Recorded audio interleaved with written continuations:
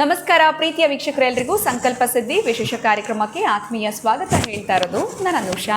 So first time ನಮ್ಮ ಕಾರ್ಯಕ್ರಮ ನೋಡ್ತಾ ಇರೋದು, ನಮ್ಮ ಚಾನಲ್ ವೀಕ್ಷಿಸ್ತಾ ಇರೋದು ಅಂತಂದರೆ ಈಗಲೇ ನಮ್ಮ ಚಾನಲ್ನ ಸಬ್ಸ್ಕ್ರೈಬ್ ಮಾಡಿ, ನಮ್ಮ ವೀಡಿಯೋಸ್ನ ಲೈಕ್ ಮಾಡಿ.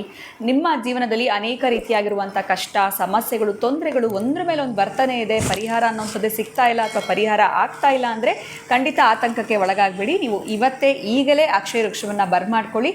ಖಂಡಿತ ಈ ಎಲ್ಲ ಒಂದು ಸಮಸ್ಯೆಗಳಿಂದ ನೀವು ಅತಿ ಶೀಘ್ರದಲ್ಲೇ ಹೊರಗಡೆ ಬರೋದಕ್ಕೆ ಸಹಾಯ ಆಗುತ್ತೆ. ಇನ್ನು ಕಾರ್ಯಕ್ರಮದಲ್ಲಿ ನಮ್ಮ ಜೊತೆಯಲ್ಲಿದ್ದಾರೆ ಸ್ಪಿರಿಚುವಲ್ ಗುರು ಡಾಕ್ಟರ್ ವಿಷ್ಣು ದತ್ತ ಗುರುಜಿಯವರು. ಬನ್ನಿ ಗುರುಜಿಯವ್ರನ್ನ ಇವತ್ತಿನ ಕಾರ್ಯಕ್ರಮಕ್ಕೆ ನಾವು ಬರ್ಮಾಡ್ಕೊಳ್ಳೋಣ. ನಮಸ್ತೆ ಗುರುಗಳೇ, ಕಾರ್ಯಕ್ರಮಕ್ಕೆ ಆತ್ಮೀಯ ಸ್ವಾಗತ. ಗುರುಗಳೇ, ಇವತ್ತಿನ ಪ್ರಶ್ನೆ ಅನ್ನೋದಕ್ಕಿಂತ ಆಗಿರುವಂಥ ಅನುಭವವನ್ನು ಒಂದು ಹಂಚ್ಕೊಳ್ಳೋಕೆ ಇಷ್ಟಪಡ್ತೀನಿ. ಸಾಕಷ್ಟು ಸರಿ ನಮಗೆ ಕೆಲವೊಂದು ಮನೆಗಳಲ್ಲಿ ಪೂಜೆಗಳು ಮಾಡಿಸಿರ್ತಾರೆ ಅಥವಾ ಭೇಟಿನ ಹೋಗಿರ್ತೀವಿ, ಸತ್ಯನಾರಾಯಣ ಪೂಜೆ ಆಗಿರ್ಬೋದು ಅಥವಾ ಯಾವುದಾದ್ರೂ ಗಣ ಹೋಮ ಆಗಿರ್ಬೋದು ಇರ್ತಾರೆ, ಭೇಟಿ ಮಾಡಿರ್ತೀವಿ. ಆದರೆ ಮತ್ತೆ ಅವ್ರು ನೆಕ್ಸ್ಟ್ ಟೈಮ್ ಅವ್ರ ಮನೆಗೆ ಹೋದಾಗ ನಾನು ಹೇಳ್ತಾ ಇರೋದು ಒಂದು ರೀತಿಯಾಗಿರುವಂಥ ಹಿಂಸೆ ಅಥವಾ ಪಾಸಿಟಿವ್ ವೈಬ್ಸ್ ಅನ್ನೋಂಥದ್ದೇ ಇರೋದಿಲ್ಲ. ಯಾವಾಗ ಅಲ್ಲಿಂದ ನಾವು ಆಚೆ ಬರ್ತೀವೋ, ಇನ್ಫ್ಯಾಕ್ಟ್ ಹೇಳಬೇಕು ಅಂತಂದರೆ ಒಂದು ರೀತಿ ಕುತ್ತಿಗೆವರೆಗೂ ಬಂದುಬಿಟ್ಟಿರುತ್ತೆ, ಕತ್ತವರೆಗೂ ಫುಲ್ಲು ಆಚೆ ಬಂದುಬಿಟ್ರೆ ಸಾಕಪ್ಪ ಸಮಾಧಾನ ಆಗುತ್ತೆ ಅನ್ನೋ ಥರ ಫೀಲ್ ಆಗ್ತಾ ಇರುತ್ತೆ. ಏನು ಅಂಥ ನೆಗೆಟಿವಿಟಿ ಇರುತ್ತಾ ಅವ್ರ ಮನೆಗಳಲ್ಲಿ. ಅದೇ ರೀತಿ ಇನ್ನೂ ಕೆಲವು ಮನೆಗಳಿಗೆ ಹೋದಾಗ ನಮ್ಗೆ ಇಲ್ಲೇ ಇರೋಣ, ಯಾವುದೇ ರೀತಿ ನಮ್ಗೆ ಬೇಜಾರಿಲ್ಲಪ್ಪ, ಇನ್ನೊಂದು ಸ್ವಲ್ಪ ಹೊತ್ತಿದ್ದೋಣ, ಲೇಟ್ ಆದರೂ ಪರವಾಗಿಲ್ಲ ಅನ್ನೋ ಫೀಲ್ ಆಗ್ತಾ ಇರುತ್ತೆ. ಇದು ಇದಾಗಿರುವಂಥ ಒಂದು ಅನುಭವದ ಒಂದು ಪ್ರಶ್ನೆ ಅಂತಲೇ ಹೇಳ್ಬೋದು.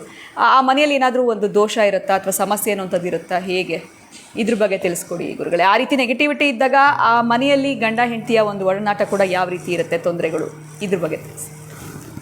ಓಂ ವಿಶ್ವಸ್ಮಯ ನಮಃ. ಪ್ರೀತಿಯ ಬಂಧುಗಳೇ, ವಾಸ್ತು ನಾನು ಬಹಳಷ್ಟು ಬಾರಿ ಹೇಳಿದ್ದೇನೆ, ನಂಬಿಕೆಗೆ ಕುತ್ತು ತರಬಾರದು ಅಂತಂದರೆ ಕೆಲವೊಂದು ಇದ್ದಾವೆ. ಹೇಗೆ ಅಂತಂದರೆ ವೈಜ್ಞಾನಿಕವಾಗಿ ಯಾರೋ ಒಬ್ಬ ತಪ್ಪು ಮಾಡಿದ್ದಾನೆ ಅಂತಂದರೆ ಅವನ ಕೋರ್ಟ್ ಕಟಕಟೆ ನಿಲ್ಲಿಸಿಬಿಟ್ಟು ಈ ಭಗವದ್ಗೀತೆ ಪುಸ್ತಕವನ್ನು ಕೊಟ್ಟು ಮುಟ್ಟಿಸ್ಬಿಟ್ಟು ಸತ್ಯವನ್ನು ಹೇಳ್ತೇನೆ ಅಂತ ಮುಟ್ಟಿಸ್ಬಿಟ್ಟು ಹೇಳ್ತಾರೆ. ಅಂದರೆ ಅಲ್ಲಿ ನಂಬಿಕೆ ಇದೆಯೇನು ಅದ್ರ ಮೇಲೆ ಅಂತ. ಅಂದರೆ ಅಲ್ಲಿ ನಾವು ಕಾನೂನು ಭಗವದ್ಗೀತೆ ಪುಸ್ತಕವನ್ನು ಇಟ್ಕೊಂಡು, ಯಾಕೆಂದರೆ ಕೆಲವೆಲ್ಲ ಕೂಡ ಎಷ್ಟರ ಮಟ್ಟಿಗೆ ನಂಬಿಕೆ ಅನ್ನಲಿಕ್ಕೆ ನಮ್ಮ ಕಾನೂನಲ್ಲಿ ಇದೆ ಅನ್ನಲಿಕ್ಕೆ ಮಾತಾಡ್ತಿದ್ದೀನಿ. ಅದರ ಮೇಲೆ ಕೈಯನ್ನು ಇಟ್ಟು ನಾವು ನಮಸ್ಕಾರವನ್ನು ಮಾಡಿ ನಾವು ತಾಯಿ ಮೇಲೂ ಹೇಳಿಲ್ಲ, ನಿನ್ನ ಮೇಲೆ ಹೇಳ್ಕೊಳ್ಳಿಲ್ಲ, ನಿನ್ನ ಕುಟುಂಬದ ಮೇಲೆ ಹೇಳ್ಕೊಳ್ಳಿಲ್ಲ, ನಮ್ಮ ಪವಿತ್ರವಾಗಿರೋ ಗ್ರಂಥದ ಮೇಲೆ ನೀನು ಕೈ ಇಟ್ಟು ಕೂಡಲೇ ನಿನ್ನ ಮನಸ್ಸಲ್ಲಿ ಒಂದು ಇಷ್ಟೊತ್ತು ಇದ್ದದ ನೆಗೆಟಿವ್ ದೂರ ಹೋಗಿ ಒಂದು ಪಾಸಿಟಿವ್ ಬರಬೇಕು ಅಂತಂದರೆ, ಎಸ್ ತಡಿಯಪ್ಪ ಇದು ನನ್ನ ಪವಿತ್ರ ಗ್ರಂಥ ಅಂಥೇಳಿ ಮನಸ್ಸಲ್ಲಿ ಬಹುಶಃ ಇದ್ದರೂ ಕೂಡ ಬಹುಶಃ ನೀನು ಇದನ್ನು ಮುಟ್ಟಿದ್ರೆ ಶೀಘ್ರವಾಗಿ ಬದಲಾಗ್ತೀಯ ಅನ್ನೋ ಉದ್ದೇಶಕ್ಕೆ ಅದನ್ನು ಇಟ್ಟಿದ್ದಾರೆ. ಅದಕ್ಕೆ ನಾನು ಸತ್ಯವನ್ನು ಹೇಳ್ತೇನೆ ಅಂತ ಹೇಳ್ತಾನೆ. ಇನ್ನೂ ಒಂದು ಪಾಯಿಂಟ್, ಜಡ್ಜು ಯಾರಿಗಾದರೂ ಕೂಡ ಮರಣದಂಡನೆ ಅಂತ ಬರೆದಾಗ್ತಾನೆ. ಮರಣದಂಡನೆ ಅಂತ ಇವರಿಗೆ ಇಂತಹ ಘೋರವಾದ ಶಿಕ್ಷೆ ಅಂತಂದರೆ ಮರಣದಂಡನೆ ಅಂತ ಬರೆದು ಕೂಡಲೇ ಆ ಪೆನ್ ಇದೆಯಲ್ಲ, ಆ ಪೆನ್ನನ್ನು ಅಲ್ಲಿಗೆ ಮುರಿದು ಬಿಡ್ತಾನೆ. ಯಾಕೆ ಮುರಿದಿದ್ದು ನೀವು? ಇನ್ನೊಬ್ಬರಿಗೆ ಬರೀಬೋದಾಗಿತ್ತಲ್ಲ, ಹೌದು, ಮತ್ತೊಬ್ಬರು ಬರೀಬೋದಾಗಿತ್ತಲ್ಲ.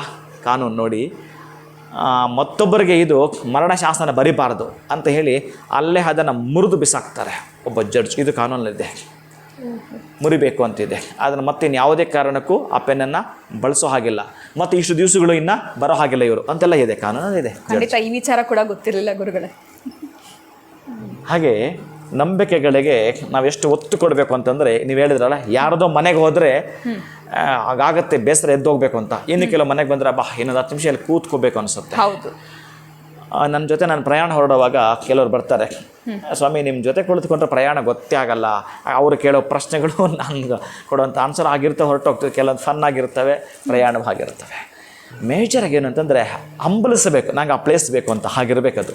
ಕೆಲವು ಮನೆಗಳ ನೆಗೆಟಿವ್, ಅಮ್ಮ ಮಕ್ಕಳ ಮೇಲೆ, ಮಕ್ಕಳು ತಾಯಿ ಮೇಲೆ ಯಾವಾಗಲೂ ಈ ಅದೊಂದು ಶಬ್ದ ಕಾರ್ಕೋಟಕವಾಗಿರೋಂಥದ್ದು, ಅಷ್ಟು ನೋವು, ನಂಜು, ಈ ಪದ ಕರೆಕ್ಟ್ ಇದೆ, ನಂಜು, ಆ ಮನೆಯೆಲ್ಲ ನಂಜು, ವಿಷಯುಕ್ತವಾಗಿರುತ್ತೆ. ಹಾಗೆ ನಡ್ಕೊಳ್ತಿರ್ತಾರೆ. ಇಂತಹದ್ದಕ್ಕೊಂದು ಸರಿ ಇಷ್ಟೆಲ್ಲ ಹೇಳೋದೇ ಬೇಡ, ಅದಕ್ಕೊಂದು ಪರಿಹಾರ ಹೇಳ್ತಾ ಬಂದುಬಿಡ್ತೀನಿ. ಖಂಡಿತ. ಮೇಜರಾಗಿ ಪರಿಹಾರ ಅಂತಂದರೆ 8 ಮೂಲೆಯಲ್ಲಿ 8 ದೊನ್ನೆಗಳಲ್ಲಿ ಇವರು ಯಾವುದು ಬರ್ತಕ್ಕಂಥದ್ದು ಇರುತ್ತೆ. ಆ ಪಿಂಗಾಣಿ ಬೋಲು, ಇನ್ನೊಂದು ಬೋಲು, ಇದರಲ್ಲೆಲ್ಲ ಅಷ್ಟು ನೆಗೆಟಿವ್ ಇದ್ದಾಗ ನೀವೇನು ಮಾಡಬೇಕಂದ್ರೆ ನಿಮ್ಮ ತಟ್ಟೆನೇ ಬಳಸಬೇಡಿ, ಹೊಸದಾಗಿ ಖರೀದಿ ಮಾಡಬೇಕು. ಈ ದೊನ್ನೆ ಅಂತ ಬರುತ್ತಲ್ಲ, ಈ ಪ್ರಸಾದ ಕೊಡ್ತಾರಲ್ಲ, ಆ ದೊನ್ನೆಗಳಲ್ಲಿ ಉಪ್ಪನ್ನು ಇಡಬೇಕು. 8 ದಿಕ್ಕಲ್ಲಿ, ಮನೇಲಿ 8 ದಿಕ್ಕುಗಳಿಲ್ಲ ಅಂದರೆ 8 ವ್ಯವಸ್ಥೆ ಮಾಡಿ ನಿಮ್ಮ ದಿಕ್ಕಲ್ಲಿ ಇಡ್ತಾ ಬರಬೇಕು. ಮೇಜರಾಗಿ ಕಲ್ಲುಪ್ಪು, ಈ ಪಾಯಿಂಟ್ ಮತ್ತೆ ಮರ್ತು ಬಿಡ್ತಾರೆ ಜನ, ಕಲ್ಲುಪ್ಪೇ ಇಡಬೇಕು. ಅವ್ರ ಸ್ನಾನದ ಕೋಣೆಯಲ್ಲೂ ಕೂಡ ಸೇರಿಸಿ 8 ಇಡಲೇಬೇಕು. 8 ಜನ ಇರಬೇಕು. ಆ 8 ದಿನ ಇರಬೇಕು. 8 ದಿನ ಇವ್ರು ಏನು ಮಾಡಬೇಕು, ಮನೆಯನ್ನು ಹೊರಿಸ್ಬೇಕು, ಗೋಮೂತ್ರ ಒರೆಸ್ಬೇಕು, ಮತ್ತು ಆ 8 ದಿಕ್ಕಲ್ಲಿರ್ತಕ್ಕಂಥ ಸಾಲ್ಟ್ ಸ್ವಲ್ಪ ತೆಗಿಬೇಕು. ಸ್ವಲ್ಪ ತೆಗೆದು ಇದಕ್ಕೆ ಬಕೆಟ್ಗೆ ಹಾಕ್ಕೊಂಡು ನೀವು ಹೊರಿಸ್ಬೇಕು. ಇದನ್ನು ಮಾಡ್ತಾ ಬರಬೇಕು. ಜೊತೆಗೆ ನಿಂಬೆಹಣ್ಣನ್ನು ಇದಕ್ಕೆ ಹಿಂಡಬೇಕು. ನಂತರ ಆ 8ಕ್ಕೂ ಸ್ವಲ್ಪ ಹಿಂಡಬೇಕಾಗತ್ತೆ.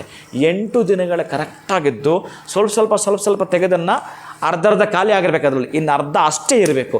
ಈ ಅರ್ಧವನ್ನು ತೆಗೆದುಕೊಂಡು ಹೋಗಿ ಇವರ ಮನೆಯ ಪೂರ್ವ ದಿಕ್ಕಿಗಿರ್ತಕ್ಕಂಥ ಎಲ್ಲ ನಿರ್ಜನ ಪ್ರದೇಶಗಳನ್ನು ಹಳ್ಳ ಮಾಡಿಬಿಟ್ಟು ಈ ದೊನ್ನೆಗಳ ಸಮೇತ ಅಲ್ಲಿ ಹೂತು ಬಿಡಬೇಕು. ಅದಕ್ಕೆ ನಾನು ಪಿಂಗಾಣಿದಾಗಲಿ ಸ್ಟೀಲ್ ಆಗಲಿ ಬಳಸಬೇಡಿ ಅಂತ ಹೇಳ್ತಾ ಇದ್ದೇನೆ.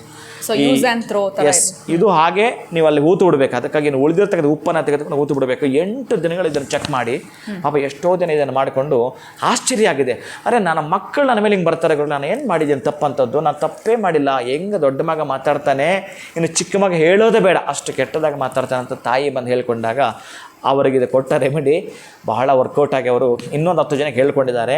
ಅಮ್ಮ ನಾನು ಅವತ್ತು ಮಾತಾಡೋದು ತಪ್ಪಾಯ್ತಮ್ಮ, ನನಗೇನಾಗಿತ್ತು ಅವತ್ತು, ನಿನ್ನ ತುಂಬ ಬೈದ್ಬಿಟ್ಟೆ ಅಮ್ಮ, ನನಗೆ ಮಾತೃನಿಂದನೇ ನನಗೇ ನೋವಾಗುತ್ತೆ ಅಮ್ಮ. ತುಂಬ ಅವರ ತಾಯಿನ ಕೇಳಿಕೊಂಡು ಪಾದ ಪೂಜೆ ಮಾಡಿ ಅವರನ್ನ ಯಾವತ್ತೂ ಬೈಯಲ್ಲ ಅಂತೇಳಿ ತಾಯಿ ಕಡೆ ಅಕ್ಷತೆ ತೊಗೊಂಡಿದ್ದಾನೆ, ಆಶೀರ್ವಾದ ಮಾಡಿಸ್ಕೊಂಡಿದ್ದಾನೆ.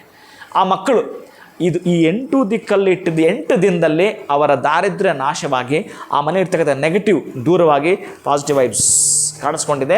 ಆವತ್ತಿಂದ ಅಮ್ಮ ಸಾಮಾನ್ಯ ಆಗ್ತಾಳೆ, ತುಂಬ ಚೆನ್ನಾಗಿ ಶುದ್ಧಿ ಮಾಡ್ತಾಳೆ, ಫೋಟೋಗೆ ಪ್ರತಿನಿತ್ಯ ಹೂ ಬಿಡ್ತಾಳೆ, ಒಂದು 10 ನಿಮಿಷ ಅಮ್ಮ ಮೆಡಿಟೇಷನ್ ಮಾಡ್ತಾಳೆ. ಇದು ಪದ್ಧತಿ.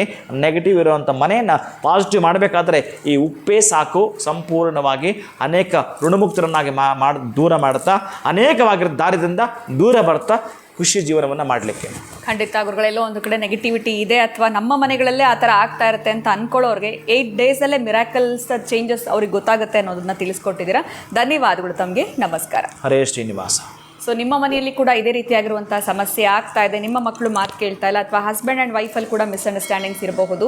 ಸೊ ಗುರುಗಳು ಕೊಟ್ಟಿರುವಂಥ ಈ ಒಂದು ರೆಮಿಡಿಯನ್ನು ಫಾಲೋ ಮಾಡೋದ್ರಿಂದ ಜಸ್ಟ್ 8 ಡೇಸಲ್ಲಿ 8 ದಿನಗಳಲ್ಲಿ ನಿಮಗೆ ಈ ಒಂದು ಮಿರಾಕಲ್ಸ್ ಕಾಣಿಸ್ಕೊಳ್ಳುತ್ತೆ ಅಂತ ಹೇಳ್ತಾ ಇವತ್ತಿನ ವಿಡಿಯೋನ ಮುಗಿಸುವಂತಹ ಸಮಯ ಆಗಿದೆ. ನಮಸ್ಕಾರ.